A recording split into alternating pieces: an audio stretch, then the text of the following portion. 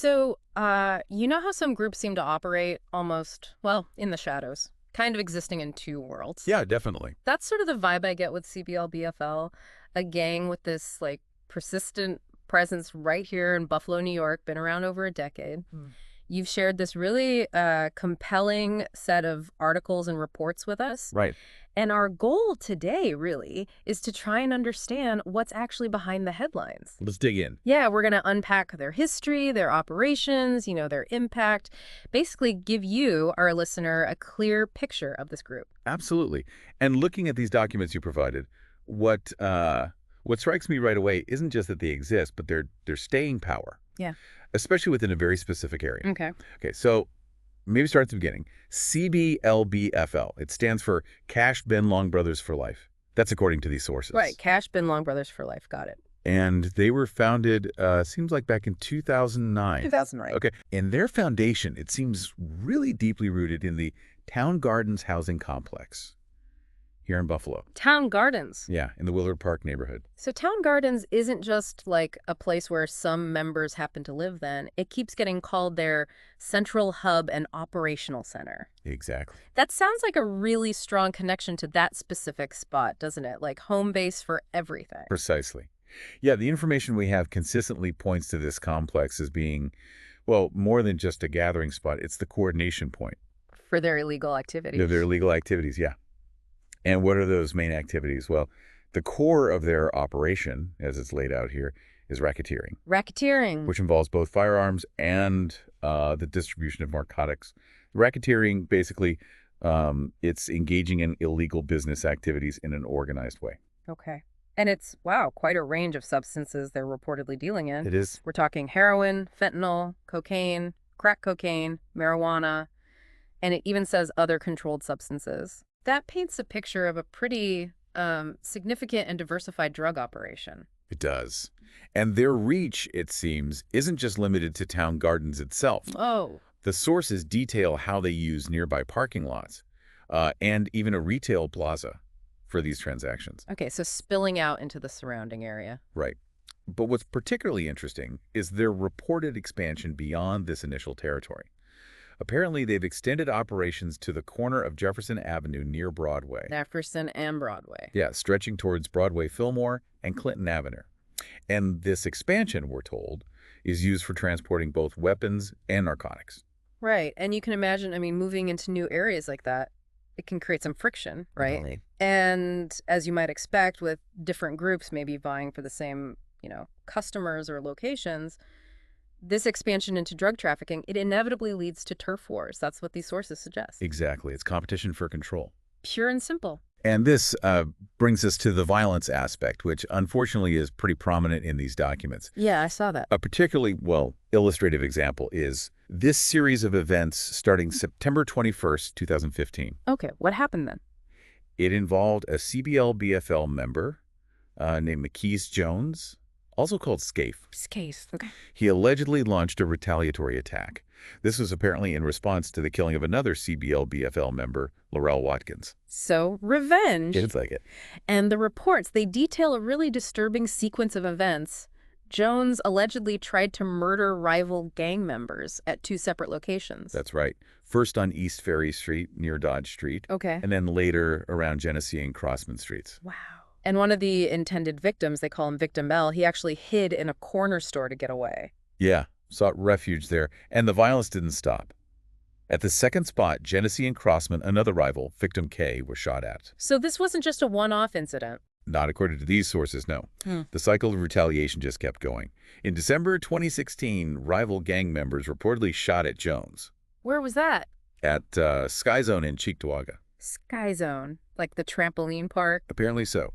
And then Jones allegedly responded by firing at a rival in a bar called The Grove back in Buffalo. Man, it really just highlights the ongoing nature of these conflicts back and forth. Exactly. And there were serious legal consequences for this stuff, right? I saw mentions of ICO. Yes, significant consequences. An accomplice of Jones, Maurice Rice, he got a pretty substantial sentence, 19 years. 19 years? For conspiracy and these IKO violations. IKO, that's the Racketeer Influenced and Corrupt Organizations Act. Right. Used for organized crime? Exactly. It Huh. targets the pattern of illegal acts connected to an enterprise, like a gang. And Jones himself. Scaife. Well, he wasn't actually convicted of the attempted murder specifically, but he was found guilty of the racketeering and the narcotics conspiracy. And his A sentence. lengthy one. 188 months, that's what, over 15 years? Oh. Over 15 years. Wow. And there was another person involved who got 48 months, so 4 years, for lying to a grand jury and obstruction of justice related to all this. Okay, so the law enforcement response was pretty significant. These convictions really show how seriously they take these organized criminal groups.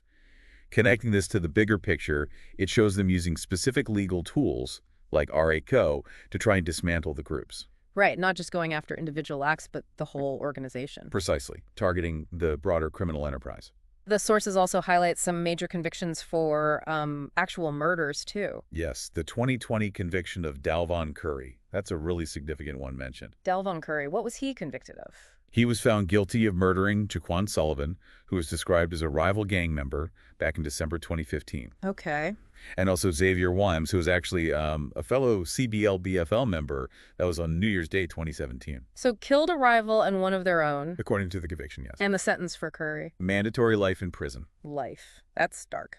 It is. And the reports also mentioned that 12 other CBL BFL members took guilty pleas related to that Sullivan murder. 12 others. Yes. Which suggests pretty widespread involvement, and likely had a significant impact on the gang's structure at the time. Yeah, you'd think so. Now, shifting gears just a bit, it's kind of interesting how the gang also shows up in, like, the cultural sphere. You mean the music videos? Exactly. The sources talk about their involvement in rap and drill music videos. What stands out there? Well, what's notable, according to these reports, is the deliberate display in these videos. What are you displaying? You see members showing off what looks like large amounts of cash, U.S. currency, and also what appear to be illegal firearms. Okay. And the suggestion in the sources is that the whole point is to be provocative, right? To maybe intimidate rivals, project a certain image. Like a statement. Exactly. It becomes another layer, another way the gang sort of presents itself to the world, or at least to rivals. Right. Almost like building a reputation through media. But ultimately, as we've kind of established, the main driver of their activity is still the drug sales, right? Absolutely. That remains the primary focus, extending apparently into downtown Buffalo as well. Okay. And the sources also mention their infamy being tied to the murders and violence. Yes. Often visually reinforced, it says, by gang symbols like specific clothing colors or tattoos. Those visual markers become part of their identity, signaling affiliation. Right. And in terms of who they're clashing with, did the sources name any specific rivals? They did, yes. They specifically identify the Ronnie gang as CBL BFL's main rival. The Ronnie gang, okay. So that helps kind of contextualize the turf wars and the violence we were talking about earlier. They're not operating in a vacuum. There's this defined opposition. Okay. So as we start to wrap up this deep dive into CBL BFL, based on all this information you shared from the articles and reports, what are the key things for you, our listener, to really take away from this? Yeah, good question. I think for you, the main points to remember are probably, first, the gang's origins. Deeply rooted in the Town Gardens housing complex starting back in 2009, and how that remains their sort of central hub. Right, the home base. Second, their core criminal activity, racketeering, specifically distributing a pretty wide variety of narcotics and being involved with firearms. Got it. Narcotics and guns. Third, we've seen some really clear and frankly concerning examples of violence and retaliation linked directly to their activities. Fourth, there have been significant legal consequences. Major convictions, including life sentences for murder and those RA-CO charges we Like a discussed. system pushing back. Exactly. And then lastly, their presence extends into music culture, maybe as a way to build an image, but the primary income source is still the illegal drug trade. And importantly, they have this known conflict with the Ronnie gang. That's a really good summary. It covers a lot. Now, thinking about all this, particularly the deep, sustained presence of CBL BFL within a specific housing complex, Town Gardens, and then their efforts to expand. What might that tell us? about the sheer difficulty in addressing gang activity in urban areas. That's a great point. It really does highlight the complexities, doesn't it? Mm. It's clearly not just a law enforcement issue. There are deep roots, community factors. Right. It's just you need a multifaceted approach, maybe involving community resources, social programs, alongside policing. Yeah, definitely more complicated than just making arrests. For sure. And thinking about that intersection of music and gang activity we touched on, it does make you wonder, doesn't it, about the intricate social and cultural factors at play. How so? How these factors might contribute to both the continuation of these groups, their recruitment or longevity, and also how they're perceived by the community and maybe even by themselves. It's complex. It really is. Lots to think about there. We certainly encourage you, our listeners, to think more about these dynamics, the impact on communities, the challenges for law enforcement, the cultural elements based on what we've explored today.